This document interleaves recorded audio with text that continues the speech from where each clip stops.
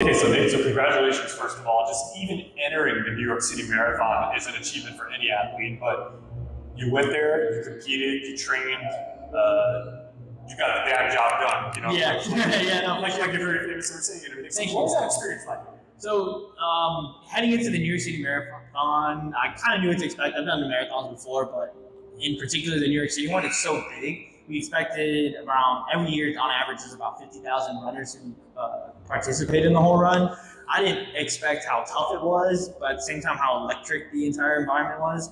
I didn't think for the entire 26.2 miles that there'd just be hundreds of thousands of people lined up throughout the entire city of New York City, just cheering on those 50,000 people running the whole way. So it was definitely an interesting experience to see a whole city crowd together, but at the same time, it was interesting, but it was very fulfilling at the end of the day. You just have people all achieving one goal, and then you have people around you just cheering you on to achieve it, just random strangers doing acts of kindness and all that stuff. Well, in your work as a coach and with Z Nutrition, you always preach, positive mental attitude and like the power of positive thinking. Mm-hmm. As cliche as it is, how did total strangers, from a completely different part of the world, just lending their support and everything like that, what did it mean for, your stamina, your motivation?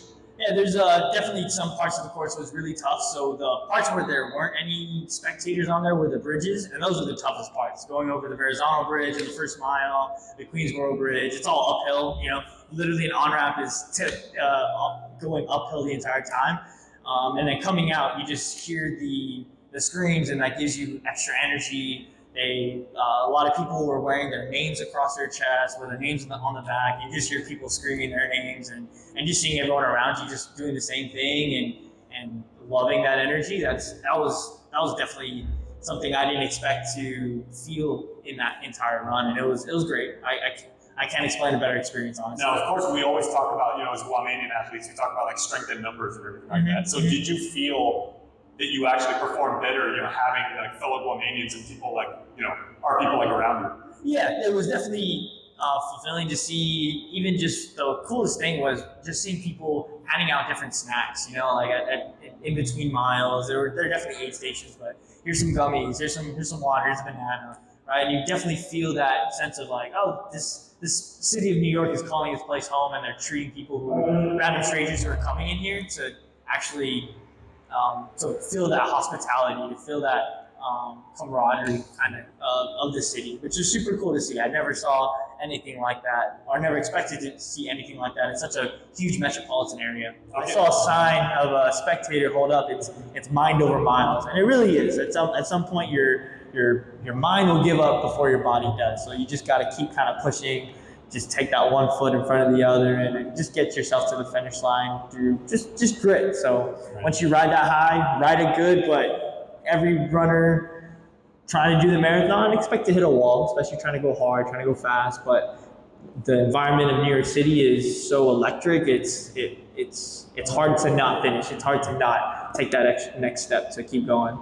And now in your own coaching work locally and working with, athletes of various levels here and getting them up to, an elite level, what can you now pass on to them and say, like, look, I trained for the New York City Marathon. This is the best of the best and everything like that. I can get you there and everything. And this is what it's going to feel like when you complete your goal. I actually coached two athletes too who completed the marathon as well with me. And so they just put in the commitment. And the only outlying factor really with anyone completing something as big as like a marathon or any goal at that matter is just the individual's commitment to that goal, right?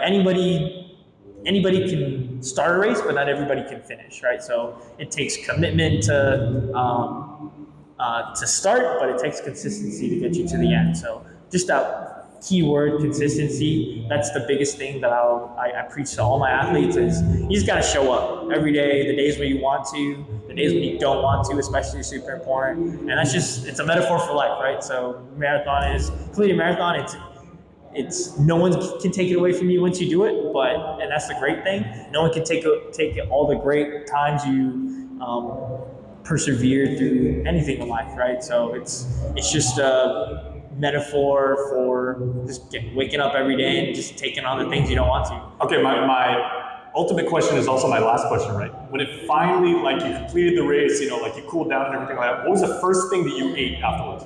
The first thing I ate was those those stands out in New York, the soubrette stands. We had 2 lamb gyros, and we passed the heck out. Yeah, it was really those good. in New York City. The street side ones are the best. Yeah, it was really good. Some are hit and miss, but majority of the time it's really, really good. And you're always surprised. So a good lamb gyro, we ate 2, and then we passed out and woke up the next day with sore legs. So it was really cool. Well, my name is Nate San Nicolas, and I just completed the New York City Marathon. KUAM Sports Weekend Roundup is brought to you by Gatorade. Greatness starts with G.